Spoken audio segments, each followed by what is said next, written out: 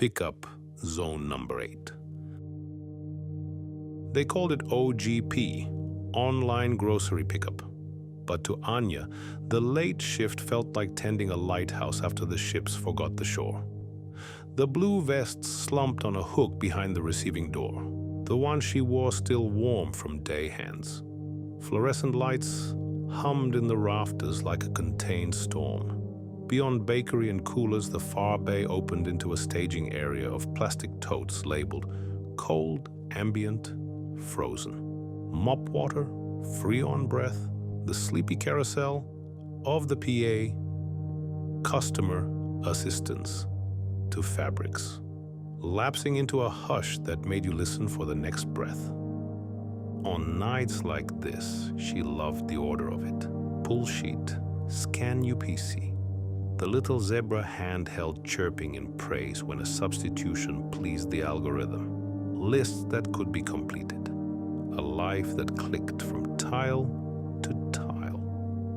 The app's clock, though, had been twitchy all week. When she signed in, the timestamp flashed the wrong date, October 31st, 1933, before correcting itself to October this year. Once, the NCAP TV and electronics burped a holiday loop that read, Holiday 2033 pre-orders open now.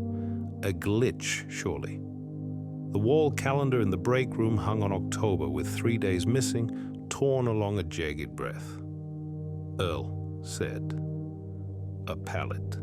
Jack did it. Nobody moved the thumbtack. She pulled her phone from her vest and opened the voice recorder she kept tucked behind half a dozen grocery apps. Mama, she said in a whisper, partly to practice the shape of the word in a new country, partly to mark herself as real. I'm okay. It's quiet. The price of milk is... She paused, smiled at herself, stopped the recording without sending it. She preferred lists to calls. Lists stayed where you put them. Outside in the lot, 7 pickup spaces glowed pumpkin orange, each with a blue sign, a number, a call button.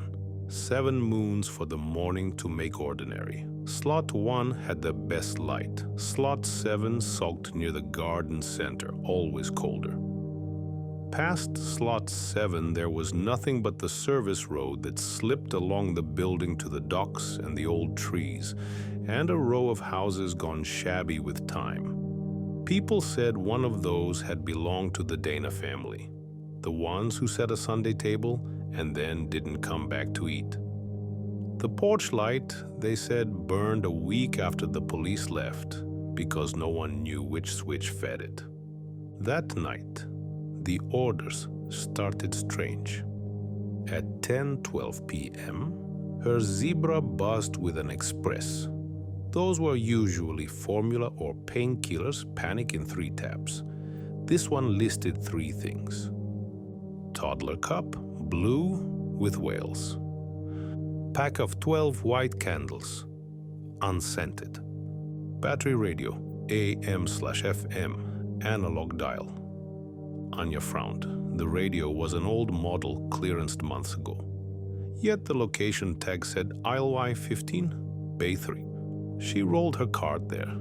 The shelf greeted her with a relic. 1 radio, sun-faded box. The rollback burst, bleached to a ghost. She scanned it. The Zebra chirped as if reunited with a friend. The candles and cup were easy, the exact whales in parade, their cheer stiff as wallpaper. On the way back, she passed the vestibule's community board. Lost cats, church suppers, and a yellowing triple portrait beneath missing. A woman, a man, a boy, the Danas. A volunteer had taped a fresh corner on one edge as if the paper might last longer if loved into place. Got an express? Called Marisol, peeking around a tower of totes. I'll stage a slot. 4? Anya asked. Marisol squinted at the console, then shrugged. App says 8. There is no 8, Anya said, small. Maybe they finally added it. Marisol found a laugh to set between them. You can be the first. The map arrow didn't point toward the orange moons. It wanted the service road, the dark ribbon past lawn and garden where the floodlights blinked and forgot themselves.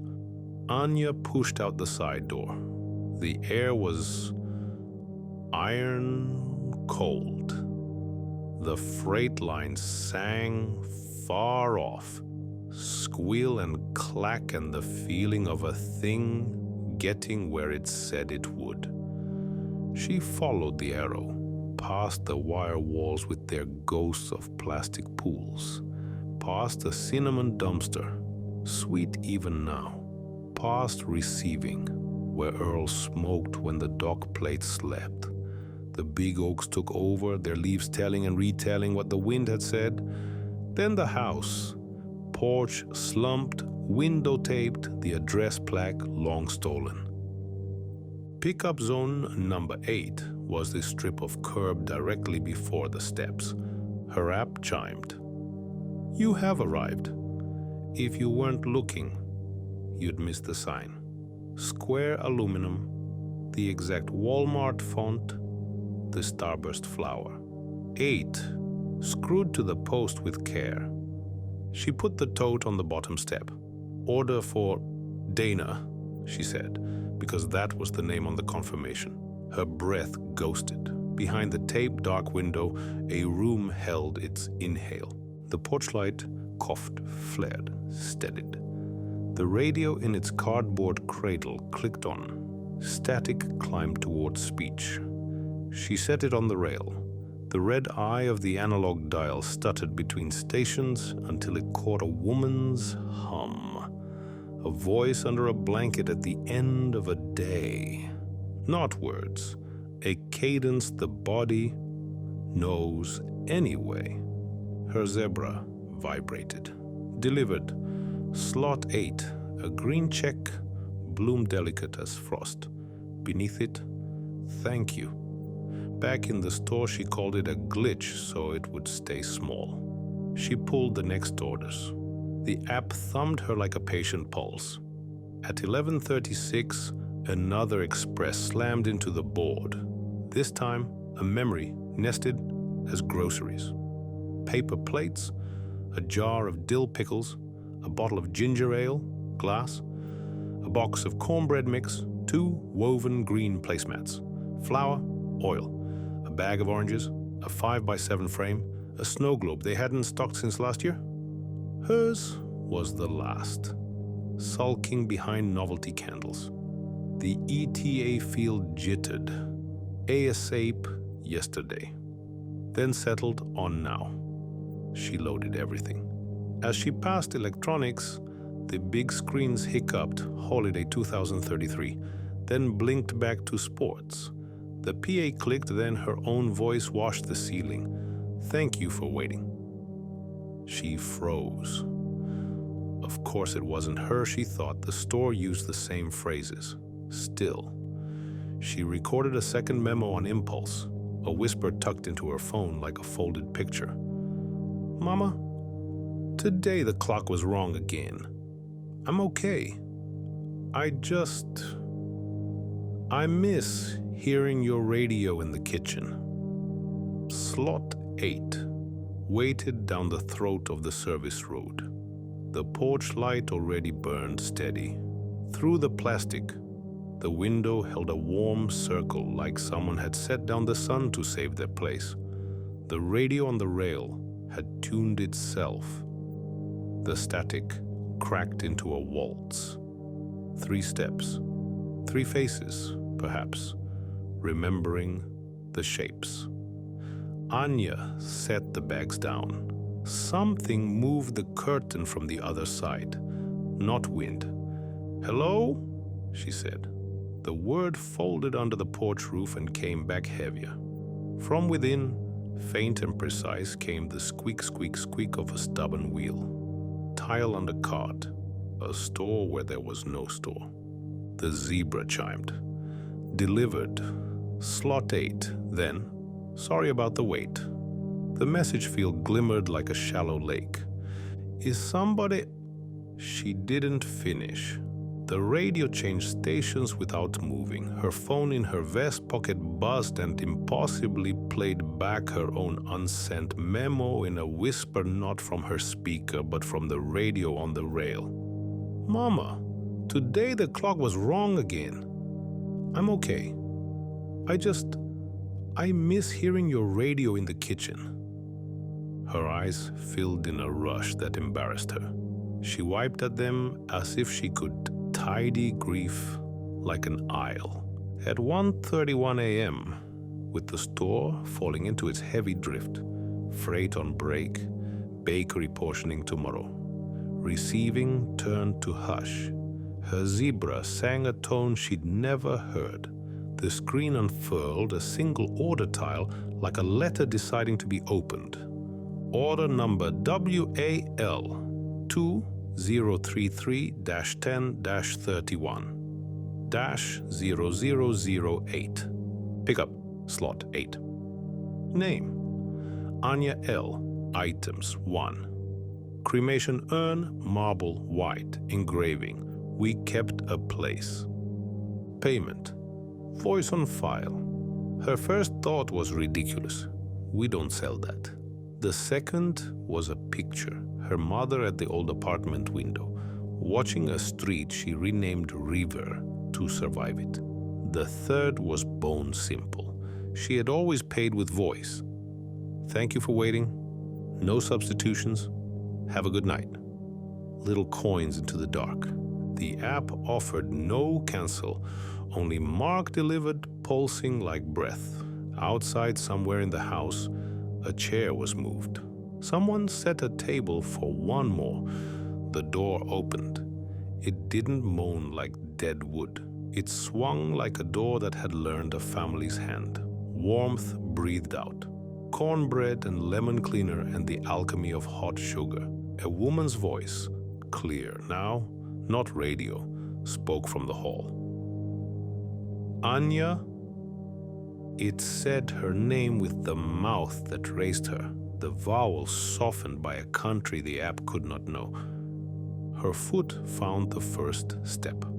Up close, the porch boards looked mended. The tape around the glass looked like neat caulk her father never found time for.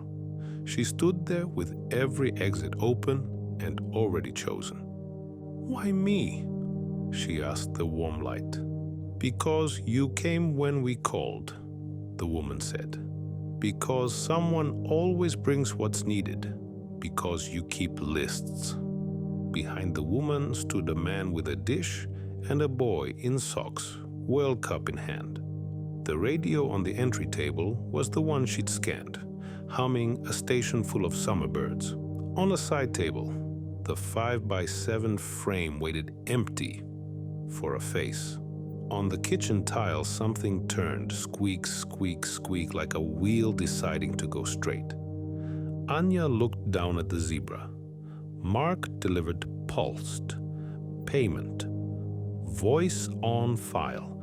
She touched the screen. The handheld chirped.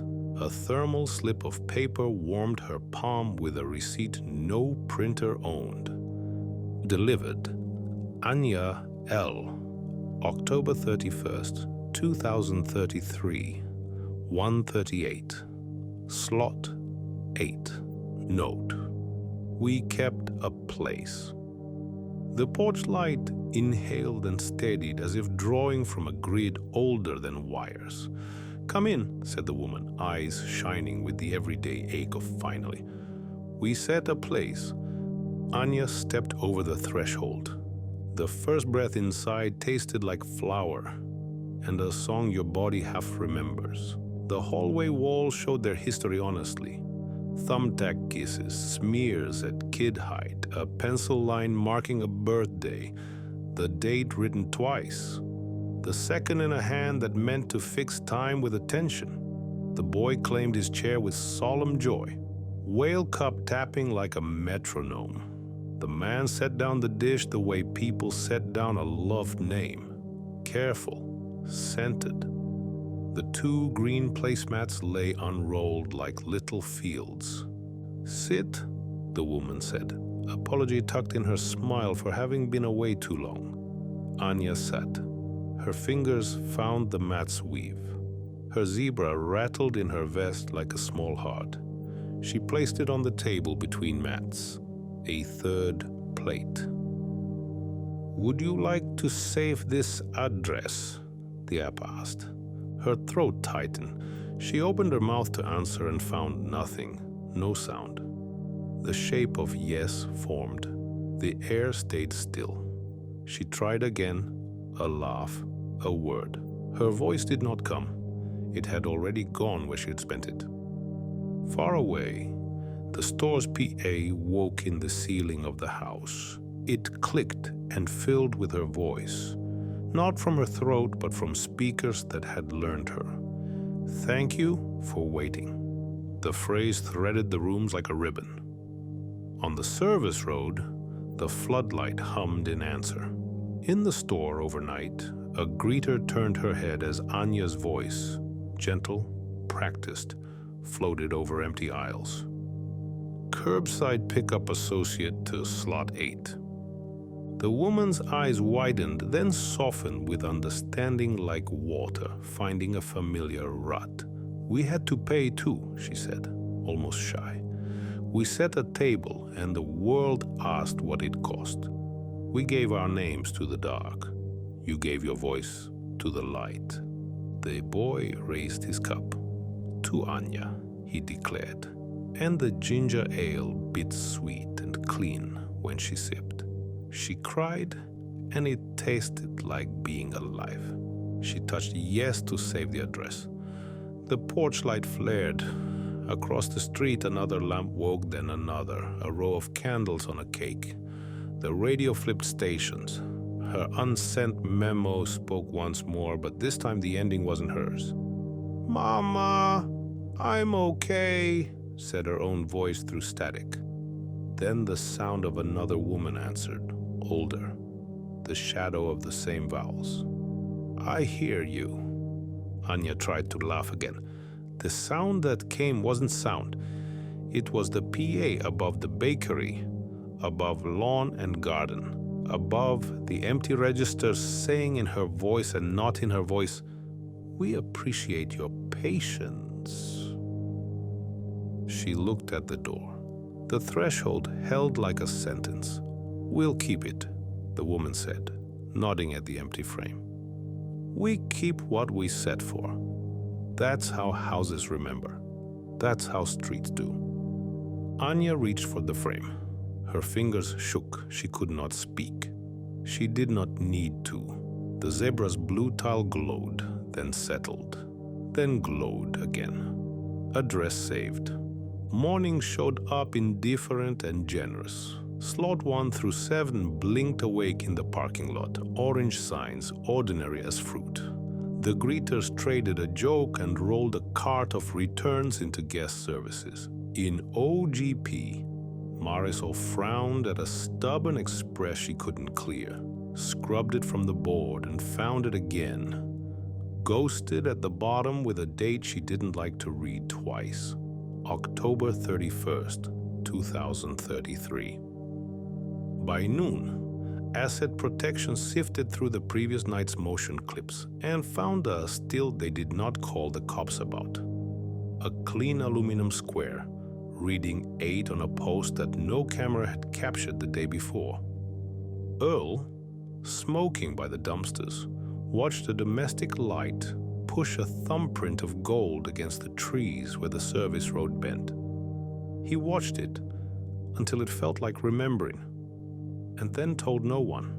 On the dock, the label printer hiccuped a thermal strip that hung dumb from its mouth like a tongue. Marisol plucked it free and went cold under her vest. Delivered. Anya L., October 31st, 2033, 1:38, Slot 8. Note, we kept a place. Payment, voice on file. She folded Anya's vest once and laid it on a chair. She didn't throw it in the bin. Some things you keep like salt. That evening, a new hire heard the old legend. A family set a Sunday table and forgot how to come back. Their porch light wouldn't choose a side. Sometimes a slot appears in the app that the parking lot doesn't hold. Slot 8. If you see it, the old hand said, don't assign it, or do. Depends on the kind of person you are.